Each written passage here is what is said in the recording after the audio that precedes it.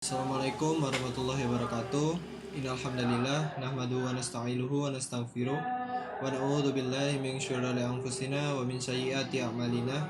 May yahdihillahu fala mudhillalah wa may yudlil fala hadiyalah. Asyhadu an la ilaha illa anta astaghfiruka wa atubu ilaik. Di kesempatan kali ini saya akan menyampaikan materi berupa keutamaan kita sebagai umat muslim untuk menuntut ilmu. Kita dilahirkan ke dunia ini itu dalam keadaan tidak berilmu. Maka dari itu Allah mewajibkan untuk kita semua umat muslim menuntut ilmu. Ilmu terbagi menjadi dua, yaitu ilmu agama dan juga ilmu pengetahuan. Ilmu agama ini bersifat fardhu ain yang harus kita pelajari karena merupakan pedoman utama untuk kita hidup dan beribadah kepada Allah Subhanahu wa taala. Yang kedua, ilmu pengetahuan ini memiliki hukum fardhu kifayah, di mana ketika salah satu umat muslim sudah mempelajari ilmu pengetahuan contohnya di bidang kedokteran, maka hukumnya sunnah untuk umat muslim yang lainnya mempelajarinya. Karena di dalam suatu kaum, jika sudah ada satu orang saja yang memiliki ilmu pengetahuan tersebut, maka yang lainnya sunnah untuk mempelajarinya juga. Lalu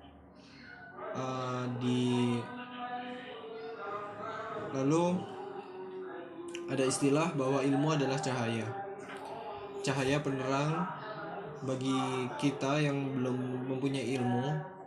Ibarat kita berjalan di suatu tempat yang gelap, maka cahaya itu adalah ilmu.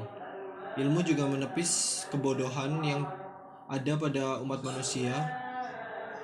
Oleh karena itu, ada beberapa keutamaan dari ilmu tersebut. Yang pertama adalah ilmu merupakan hasad yang diperbolehkan.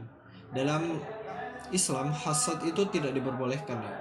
Hasad atau iri itu tidak diperbolehkan. Tetapi untuk ilmu, hasad itu diperbolehkan karena kita harus menuntut ilmu sebanyak-banyaknya. Kita harus haus akan ilmu. Yang kedua, ilmu adalah salah satu cara jalan kita masuk ke dalam surga. Banyak umat muslim meyakini bahwa orang yang akan masuk ke dalam surga adalah orang yang ahli ibadah.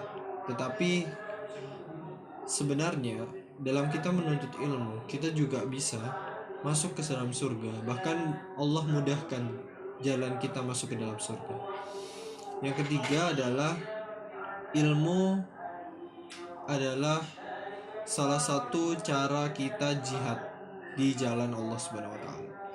Kalau banyak orang menganggap jihad adalah kita turun langsung ke medan perang, maka tidak sepenuhnya benar.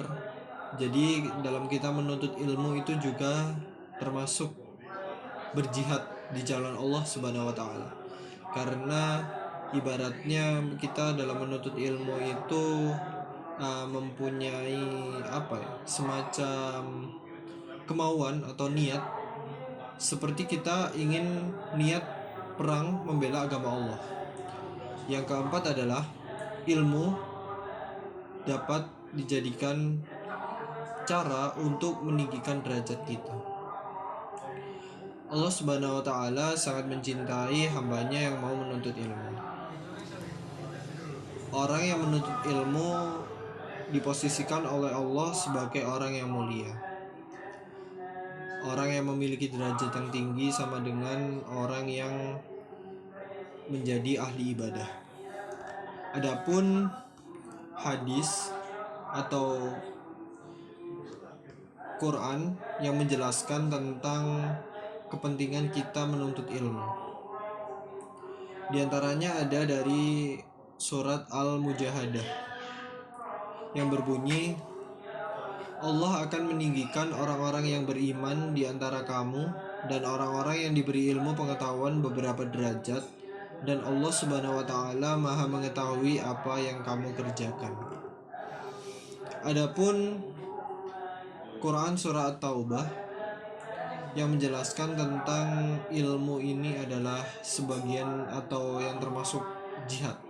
Bunyinya adalah, tidak sepatutnya orang-orang yang beriman itu pergi semuanya ke medan perang, Mengapa tidak pergi dari tiap-tiap golongan di antara mereka beberapa kelompok yang memperdalam pengetahuan agama dan untuk memberi peringatan kepada kaumnya apabila telah kembali kepada mereka supaya mereka menjaga diri.